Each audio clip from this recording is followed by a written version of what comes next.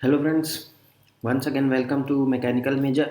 और आज हम अ, अपनी ये क्लास को एंड करेंगे ऑफ इंडियन पॉलिटी। और आज की क्लास थोड़ी लंबी होगी, ज़रूर आप देखिएगा पूरे लास्ट तक, क्योंकि जो बहुत सारे कंसेप्ट्स और जो टॉपिक्स लेफ़्ट ओवर हैं जो इम्पोर्टेंट है आपके एग्ज़ाम के लिए, वो मैं आज कवर कर दूंगा। और कल से हम अपनी हिस्ट्री की क्लास जो है वो स्टार्ट करेंगे। सो चलिए आज का क्लास स्टार्ट करते हैं।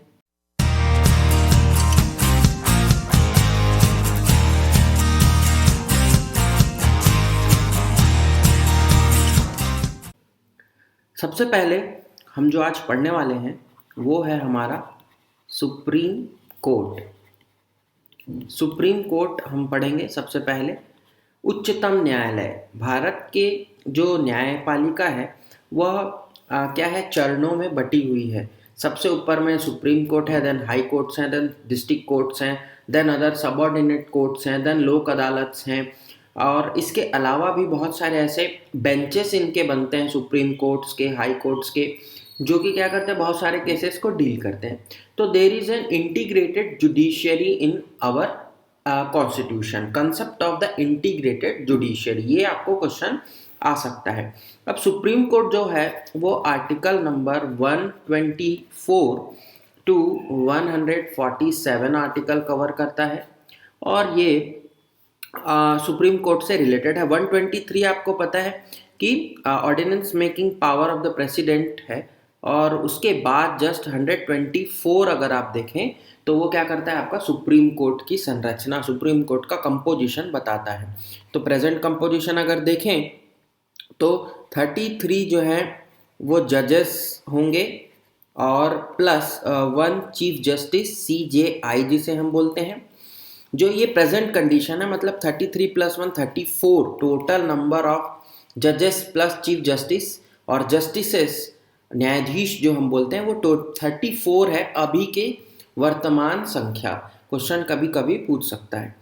तो फिर आपको ये समझना है कि नियुक्ति, इनका अपॉइंटमेंट कौन करता है। अपॉइंटमेंट, सब सी जुडिशरी इज ए इस टॉप ऑफिशियल, सबसे ऊपर के उच्च पदेन होते हैं ये। तो इनकी जो अपॉइंटमेंट्स हैं वो कौन करेंगे, तो वो करेंगे प्रेसिडेंट। और न्यायाधीश जो होंगे, न्यायाधीश के जो आपके जो जजेस हैं वो प्रेसिडेंट अपॉइंट करेंगे, बट ऑन द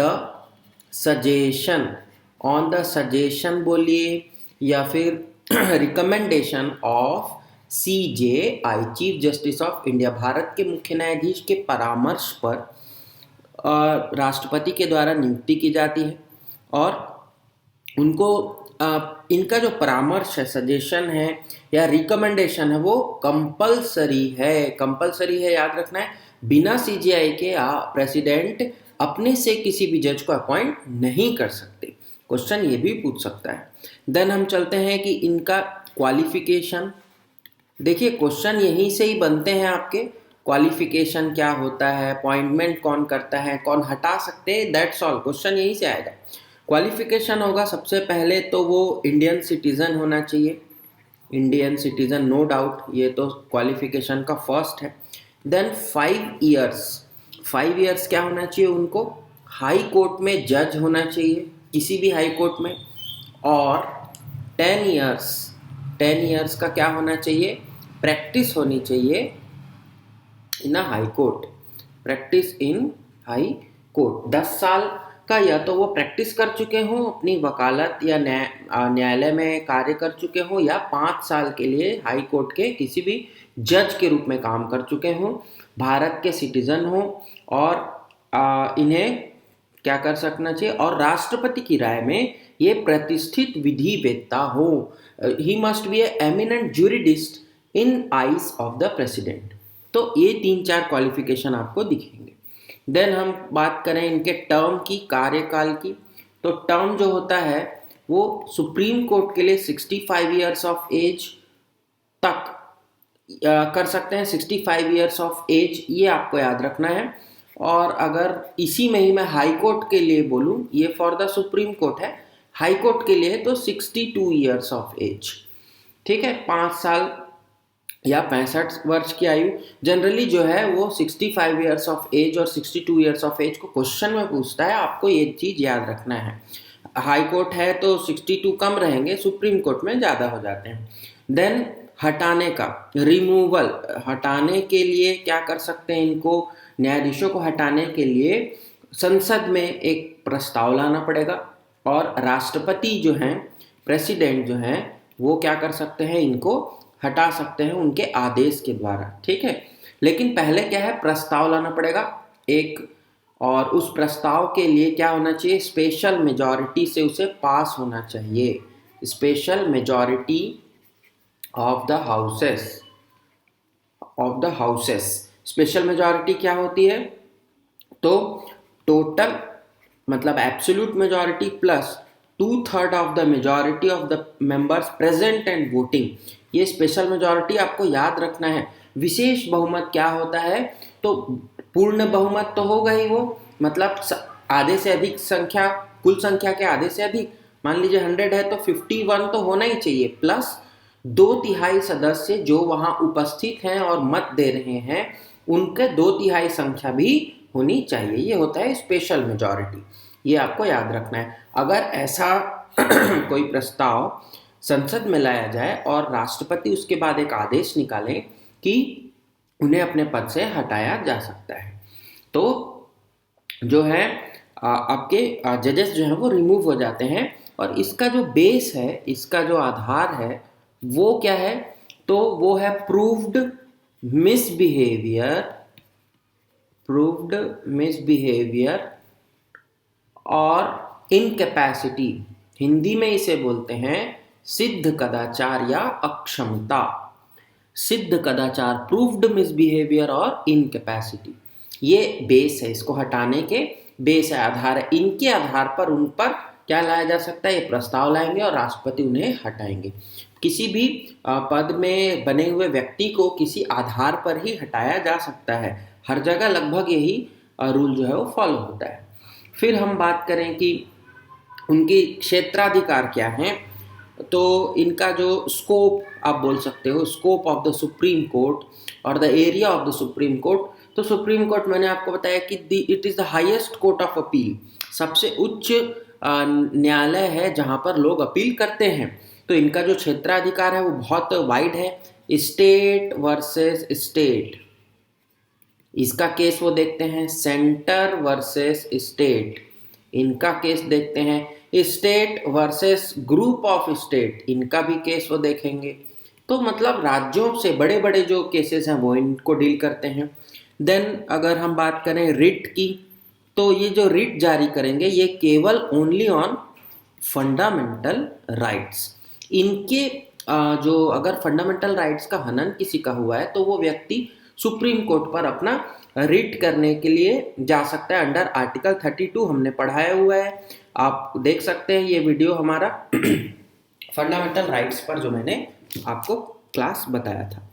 लेकिन हाई कोर्ट की अगर मैं बात करूं तो यहीं पर ही बता देता हूं, रिट क्षेत्राधिकार हाई कोर्ट का ज़्यादा होता है। ज़्यादा क्यों होता है, क्योंकि हाई कोर्ट न केवल फंडामेंटल राइट प्लस अदर, इन पर भी रिट जो है वो जारी कर सकता है, but supreme court can issue Ritz only on the fundamental rights. मतलब मूल अधिकार के लिए ही कर सकते हैं कौन, supreme court, but high court can follow for fundamental rights and other issues also. तो हाई कोर्ट का जो क्षेत्राधिकार है वो अधिक हो जाता है for the writ purpose only. Then third हम बात करें अपील, मैंने अभी आपको बताया कि सर्वोच्च न्यायालय होता है अपील के लिए। मान लीजिए किसी को अपने हाई कोर्ट के डिसीजन से क्या है, आपत्ति है, तो वो जा कर के कहाँ अपील कर सकते हैं, सुप्रीम कोर्ट में। वैसे ही अगर कोई डिस्ट्रिक्ट कोर्ट में हुआ था वो हाई कोर्ट में अपील कर सकते हैं, then high court to supreme court. तो ये जो है एपेक्स कोर्ट कहलाता है इसीलिए।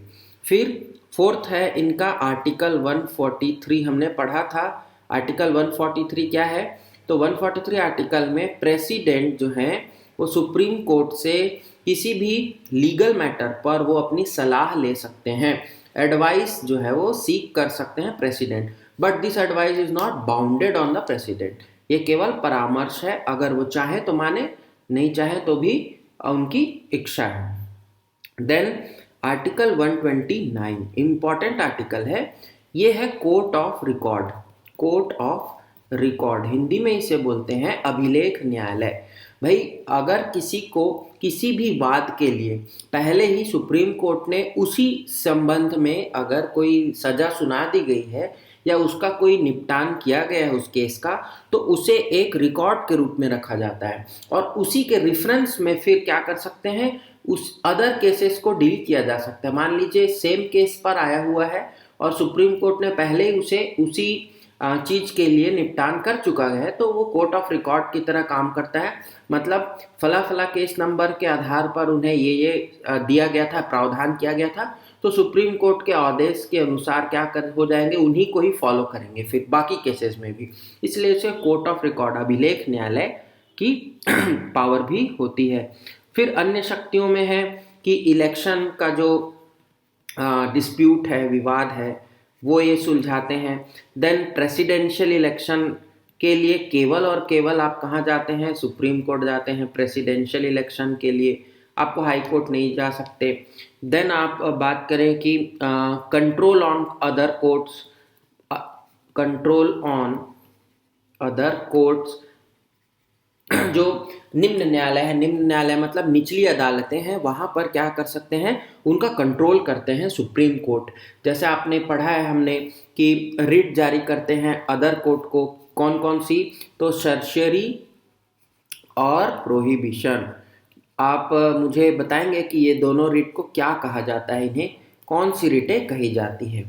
देन ये सारा चीज़ था आपके सुप्रीम कोर्ट से रिलेटेड। देखिए वैसे टॉपिक्स तो बहुत लंबा है, supreme court is itself in a topic, लेकिन हमें जो एग्जाम पॉइंट ऑफ व्यू से पढ़ना था लगभग इतना ही पढ़ना है। तो सुप्रीम कोर्ट का टॉपिक यहाँ कंप्लीट होता है। अब हम बात करेंगे स्टेट्स की, राज्यों की। हमने अभी तक यूनियन को पढ़ा, केंद्र को पढ़ा, अब हम बात करेंगे स्टेट्स की। तो स्टेट्स वाला जो टॉपिक है वो है आपका पार्ट 6 भाग 6, और इसमें जो आर्टिकल्स हैं वो है article number 153 to article number 237। यहाँ तक जो है वो स्टेट्स डील करता है।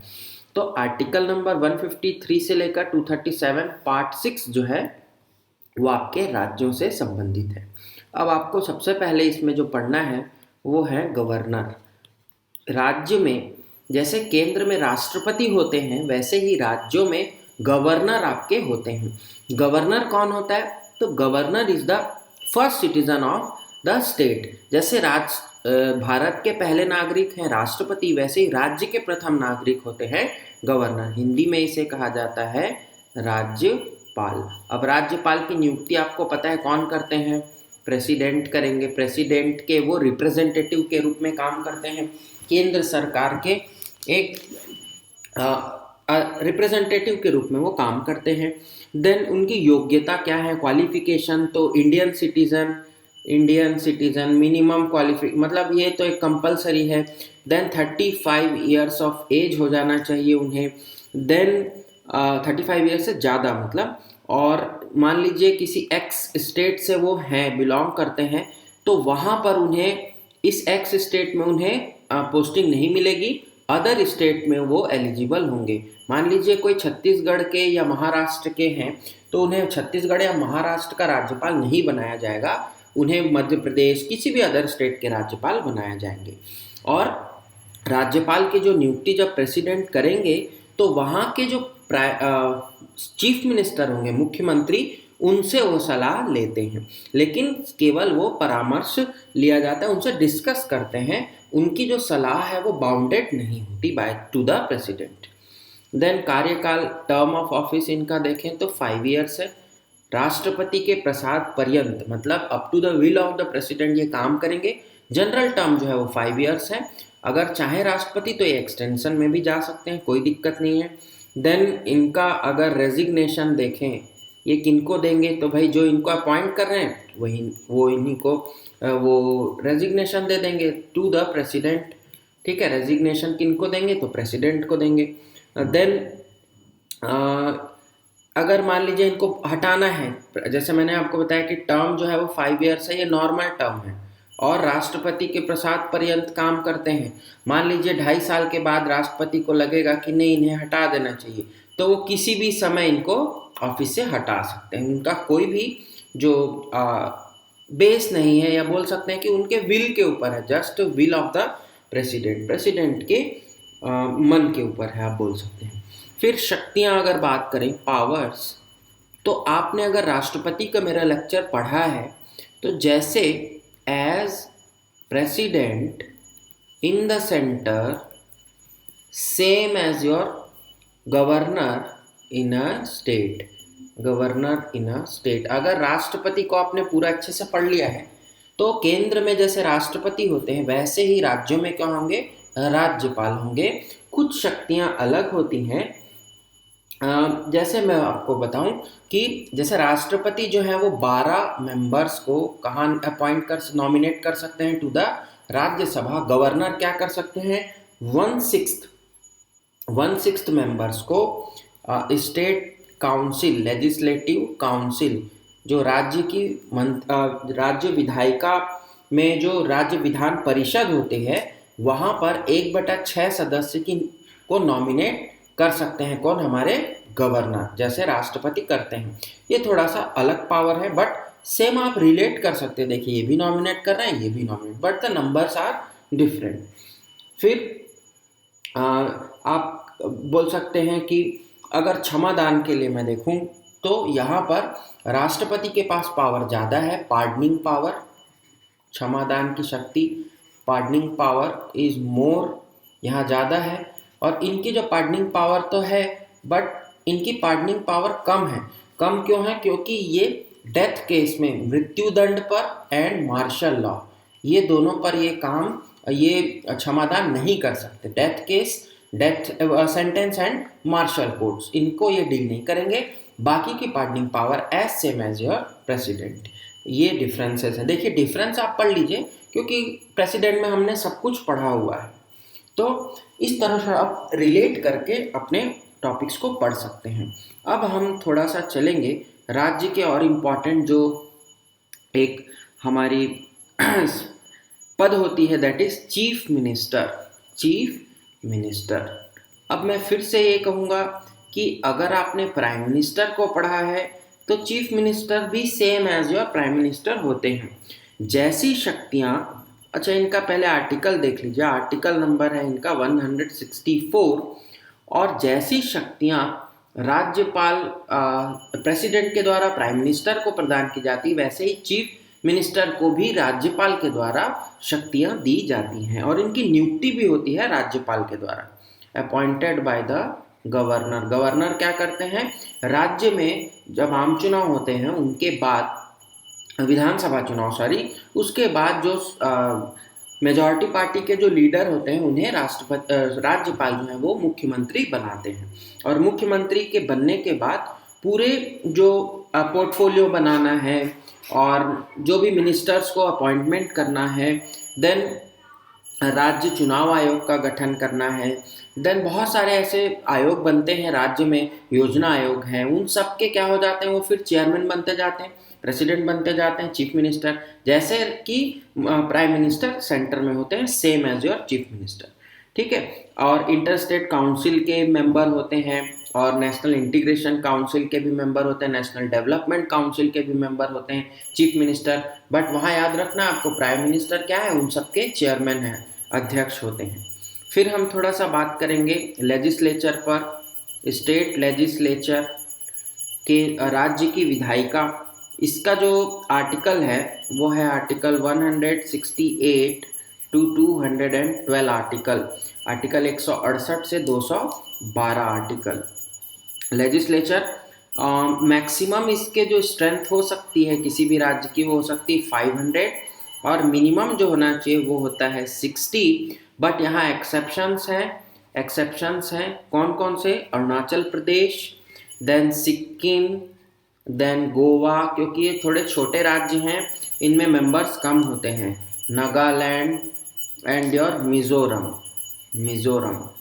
ये सारे को छोड़ करके, अरुणाचल, सिक्किम, गोवा, नागालैंड एंड मिज़ोरम, इनको छोड़ करके ये 60 का क्राइटेरिया सभी स्टेट्स ने फुलफिल किया है। तो ये हमारा स्ट्रेंथ की बात कर लिए। देन हम चलते हैं कि नॉमिनेशंस। तो नॉमिनेशंस आपको पता है कि किनका होता है, एंग्लो इंडियन, बट अभी ये क्लॉज हटा दिया गया है। आपको याद रखना है एंग्लो इंडियंस की नियुक्ति होती थी बट अभी इन्हें हटा दिया गया है। 100, आप बताएंगे मुझे कौन सा 100 कौन से नंबर के अमेंडमेंट्स में ये कहा गया है, ये आप मुझे कमेंट सेक्शन पर बताएंगे जरूर इस बार वीडियो में। तब लगेगा कि आपने वीडियो को देखा है और अच्छे से आप पढ़ाई कर रहे हैं। देन हम चलेंगे काउंसिल पर, लेजिस्लेटिव काउंसिल। तो काउंसिल जो होती है वो क्या होती है, हर जगह नहीं है, केवल 6 स्टेट्स में आपको दिखेंगी। आंध्र प्रदेश, सॉरी, तेलंगाना, दोनों आपस के राज्य हैं। देन महाराष्ट्र में आपको दिखेगा। Then UP and Bihar, again the neighbouring state, UP, Bihar, Andhra Pradesh, Telangana 3, 2 and 5, and then 1 is Karnataka. ये 6 स्टेट में आपको क्या दिखेगा, काउंसिल, लेजिस्लेटिव काउंसिल आपको देखने को मिलेगी। एक और स्टेट था जम्मू एंड कश्मीर, बट अब वहाँ डिसॉल्व हो गया है। तो Andhra Pradesh, Telangana, both the sister state, then UP and Bihar, again the sister state, Maharashtra and Karnataka. This 6 state only in India have at present legislative council. फिर हम बात करें कि लेजिस्लेटिव काउंसिल बनती कैसे है। इंटरनल क्वेश्चन है, नोट्स में आपको गिवन है, आप वहाँ से पढ़ सकते हैं। अभी मैंने आपको बताया कि 1/6 इसके जो मेंबर होंगे वो राज्यपाल नियुक्त करेंगे। देन यहाँ एक ठोक है कि 1/3 जो है वो स्थानीय निकाय, जैसे नगर पालिका हो गई, नगर पंचायत हो गई, उनके सदस्यों द्वारा निर्वाचित किए जाते हैं। ऐसे इनका कंपोजिशन होता है। Not very important for your exam, but आप पढ़ सकते हैं। देन इसके जो 1/3 मेंबर्स होंगे, जैसे राज्यसभा के होते हैं वैसे ही इसमें भी 1/3 मेंबर्स होंगे। वो एवरी 2 ईयर, 2 साल के बाद क्या होते हैं, सेवानिवृत्त, मतलब रिटायर हो जाते हैं, रिटायरमेंट हो जाता है। क्योंकि काउंसिल, राज्यसभा क्या नहीं होती, डिसॉल्व नहीं होती, ऐसे ही काउंसिल जो है, स्टेट लेजिस्लेटिव काउंसिल, ये भी डिसॉल्व नहीं होगा। दोनों डिसॉल्व नहीं होते, परमानेंट हाउसेस इन्हें कहा जाता है। और तो फिर इनके मेंबर्स कैसे होंगे, 1/3 मेंबर्स हर 2 साल में रिटायर होंगे और 6 इयर्स का इनका टेन्योर होता है। Tenure is of 6 years. तो यहाँ अब तक आप लोगों को जानना चाहिए। देन अगर मैं स्पीकर बोलूँ, speaker of your legislative council, तो सेम है। विधानसभा का जब गठन होता है तो नए स्पीकर का चुनाव किया जाता है, प्रोटेम स्पीकर बनाया जाता है, as same as your Lok Sabha, as Lok Sabha working, same चीज़ है। वो राज्य का जो भी कानून है, जो भी लेजिस्लेटिव बिल्स हैं वो पास करती है, बजट पास करती है। और अगर जहाँ काउंसिल है वहाँ पर भी जाता है फिर वो, बट हर राज्य में नहीं है। तो स्पीकर जो है वो आपको सभी स्टेट में देखने को मिल जाएंगे। फिर अगर मैं बात करूँ इसी में ही, राज्य में ही आते हैं आपके हाई कोर्ट्स। हाई कोर्ट्स का जो आर्टिकल है वो है आर्टिकल 214 टू 231। ये थोड़ा सा याद रखने वाली बात है। हाई कोर्ट्स की बहुत सारी जानकारी मैंने आपको ऊपर ही दे दी। यहाँ पर एक चीफ जस्टिस होंगे प्लस जजेस होंगे, और इनका जो स्ट्रेंथ है, इनकी जो संख्या है, वह कौन डिसाइड करेंगे, प्रेसिडेंट डिसाइड करेंगे, as same as your supreme court. ठीक है। इनकी नियुक्ति, तो अगर नियुक्ति जो है वो राष्ट्रपति द्वारा की जाएगी, अपॉइंटमेंट्स राष्ट्रपति द्वारा, but governor plus the chief justice, इन दोनों से पूछ करके करेंगे। मतलब CJI, आपका chief justice of India, governor से सलाह होगी, चीफ जस्टिस से सलाह होगी, फिर इनके चीफ जस्टिस को करेंगे। और जजेस के अपॉइंटमेंट के लिए प्रेसिडेंट किन से पूछते हैं, यहाँ के चीफ जस्टिस प्लस गवर्नर से। तो जो चीफ हैं जस्टिस के अपॉइंटमेंट है वो गवर्नर प्लस CJI, और अदर जजेस के appointment president consult with the concern high court chief justice. ये आपको याद रखना है। कार्यकाल मैंने बता दिया 62 ईयर्स, ऊपर ही हमने देख लिया था 62 ईयर्स का रहता है, 65 होता है सुप्रीम कोर्ट के लिए। तो ये सारी चीज़ें होती है, और राष्ट्रपति के द्वारा इन्हें क्या किया जाता है, हटाया जाता है आदेश निकाल करके।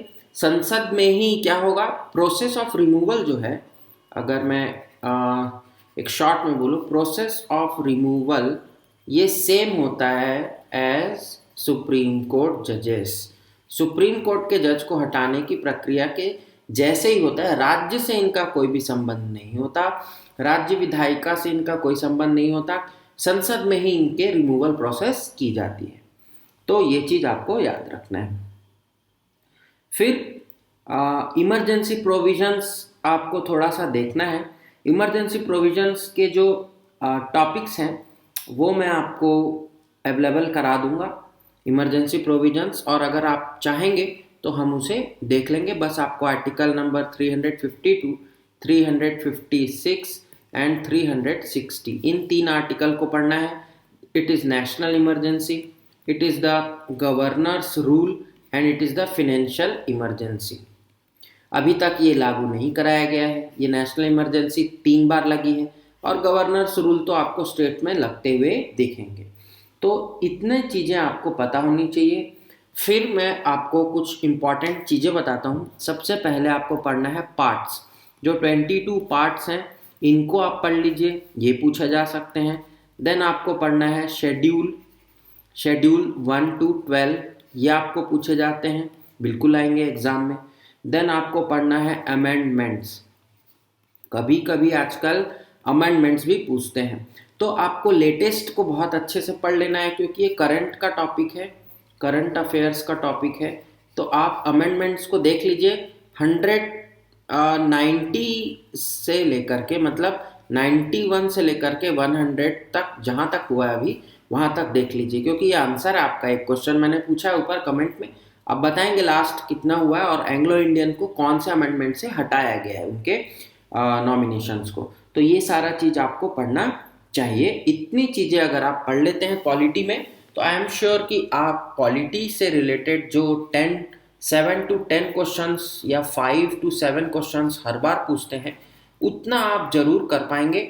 और नेक्स्ट हम मिलेंगे अपने हिस्ट्री की क्लास में। So thanks for watching, thanks for joining, thank you very much.